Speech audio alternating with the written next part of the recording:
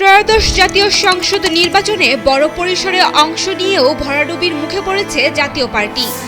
১৯৬টি আসনে প্রার্থী দিলেও শেষ পর্যন্ত একটি আসনেও জয় পায়নি দলটি।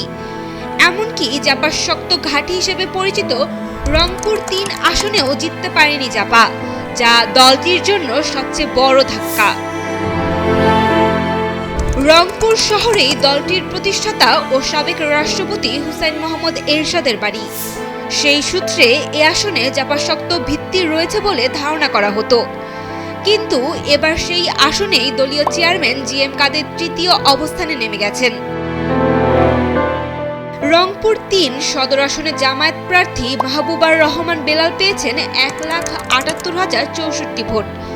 নিকটতম প্রতিদ্বন্দ্বী বিএনপির শামসুজ্জামান শামু পেয়েছেন ৮৫,৪৯৮ ভোট, আর জিএম কাদের পেয়েছেন মাত্র ৪৩,৭৯০ ভোট। অন্যদিকে গাইবান্ধা ১ আসনে জাপার মহাসচিব শামীম হায়দার পাটোয়ারিও হেরেছেন বিশাল ব্যবধানে।